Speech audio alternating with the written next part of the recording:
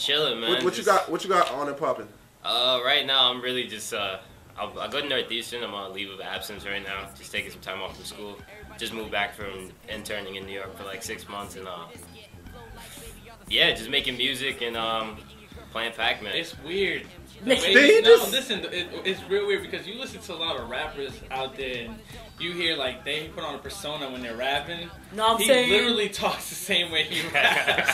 It's literally the same person. I'm saying like that's how he talks. On your first album when you're saying, oh, you're using my album as a coaster? That's cool. You sound exactly the same way. That's me. I don't know. I like to separate into two people because I don't know. I still separate into two people because you have K.i.T who's more energetic about it or more expressive about it, and then you just have me, it's just a regular guy. But on that particular song, Self-Conscious, I was trying to bring out the regular guy. Yeah, it was just he was just mad chill. He was like, I promise I'm not ugly or not weird. I'm just trying to make it. You got any big projects coming up? Basically, I am simultaneously, that's a word, right? Simultaneously. But not the way you said it. Yeah, the way you said it was curvy. And let's see how you use it in the sentence. Yeah. I'm not, just scrap that word. Alright, so I'm working on like 3 projects at the same time. Right now I have simultaneous. It wouldn't work right there, right? See, he tried to play me right there. He tried to make me sound less intelligent.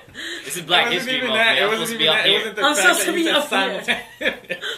I'm not trying to knock you down. White people should be holding doors for me this month. Yeah, whoa. I'm joking. I'm really joking. Yo, but check it out. Really though. Basically, I'm working on 3 projects right now. One is leave of absence, which is since I'm on leave of absence to school, I just woke up one morning. I was like, wow, I'm recording a lot. I don't really hang out with my friends anymore. I should probably just release some like extra music at the end of every month. So at the end of the next 4 months until January, February, March, April. All right, until April, right? I release like a project from like 5 to 9 tracks, I guess. Of just some extra leftover stuff, and I'll probably like release 1 video like I just did for Black Mystic. Aside from that, I'm working on a EP and that I'm probably gonna release in the summer. I'm about halfway through that, called the Kari Durgan's EP, which is my like actual government name. So it's basically me just like documenting my life and why I'm so weird, I guess. Basically just who I am, just moving like through key moments in my life that kind of made me who I am, and narrating and just having like a, I don't know, just like a funny look on it as well, and also a serious tone. And hopefully, this is like very tentative, I don't even know, I probably should say this, but hopefully for my 21st birthday I can release like the project I've just been like conceptualizing.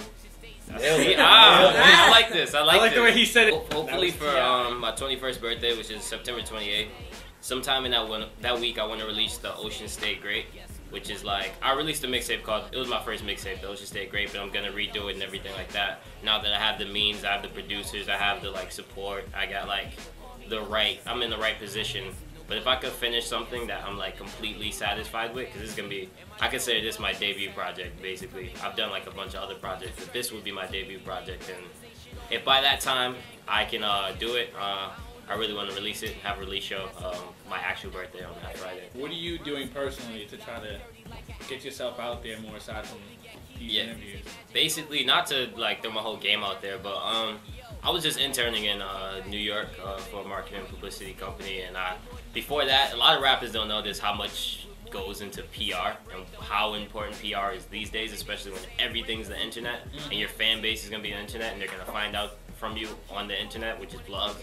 And so basically I got like a outside look on that and how that works. So I just moved back, so I'm really just collecting my thoughts and figuring out the right way to go about pushing myself.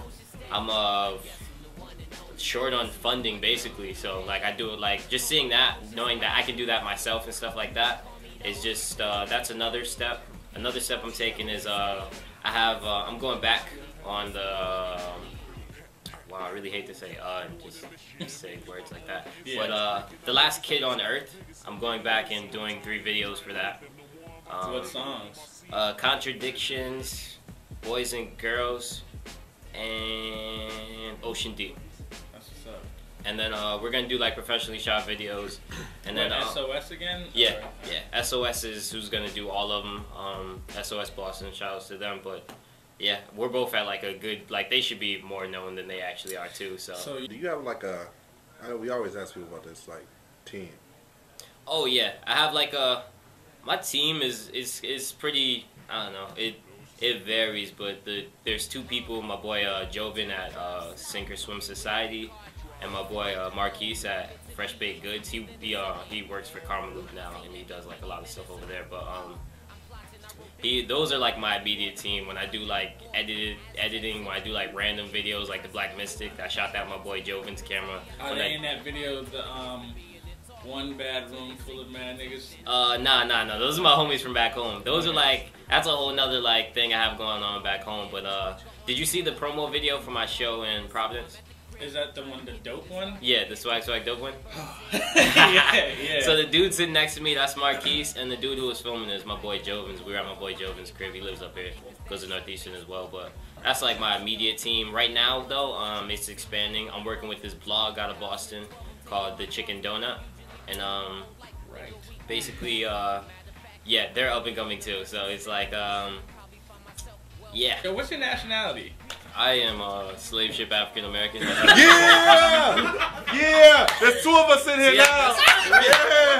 The reason you have to say that though, when you're in New England though, when you're like Boston or like New York or Rhode Island, if you say you're black, everyone assumes like, all right, so you're Haitian or you're from Africa, like you just came from Africa. Yeah, you just jumped off the boat.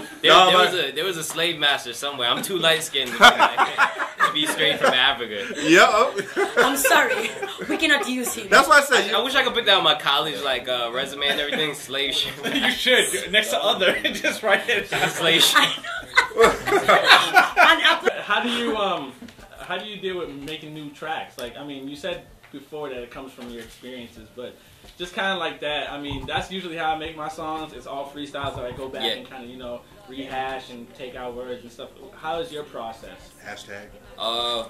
Well, I'll just go through like the brief history of K.i.T's flow. Oh, that was all deep and shit. I know, where'd that go? The brief history. Hey, I'm up here. I used to just write like on trains or just like wherever I was, just write. Oh, so you want to beats. in a train because you can't wait, you want to get it in now. Yeah, I used to write no beats or anything like that. Just write, like it just. But eventually I started, and I just put them onto the beat. I'll find a beat that I like and rap over it with that. But eventually, lately, what I've just been doing is it really just depends on the production and where I'm at that moment. If I'm like, if you send me, someone can send me like a really dope beat, but if I'm not in that mind state at that moment, it really just kind of kills it. So I shelve it away until I could do something to it later, or force my way through it if I kind of owe it to, like if I need to get the feature done. Owe it. Not even owe it, but like that's why I've been trying to treat music like business. So like someone sends me a feature and I'm like, yeah, I'm gonna do this. I owe that to him because I gave him my word that I'm gonna do this. Right. So like when I have stuff like that, that's when I kind of force through it, and I find like the forcing through it, the track might not turn out the best, but the fact that I forced through it, it helped me mentally try and like next time I get a track like that, I'll be able to go through it better. But like at this moment, I'm not in school, so I have like so many beats and stuff I need to get to, and I just like I don't leave my house that much. I'm really just recording or just writing or reading or playing Pac-Man. So you have a recording in your house? Yeah, my mom loves me enough to. I've kind of destroyed one of the closets with like soundproofing and everything like that, and I bought like my own equipment a long time ago with like income tax money and stuff like that. But he's like, word. He's like with African slave money. He bought it. You know the craziest thing though is when I first got like all my recording equipment. Check it. So I'm like, alright, I'm gonna get this income tax. I already know what I'm buying. I looked it up on Guitar Center. They send that to your government name? Is that what they? No. It's actually the Euphorio Dawson. That's my name. But why you trying to put him on blast like that, Dave? I get like I'm like, alright, I'm gonna get all this stuff. So I get the money, I go and buy it, and then my computer's not compatible. A month later, I wait. I'm like, alright, I'm gonna get this other computer. I use this other computer, not compatible. I didn't get to use my recording equipment for at least 7 months.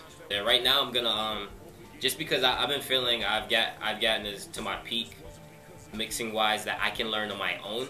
So what I'm doing right now is I'm going to like different studios. I'm paying for studio time, not when I really need it. It's just so I can watch them mix and learn like their technique. So just know that you're a rapper, bring you up a bit in the mix. That's all you gotta know.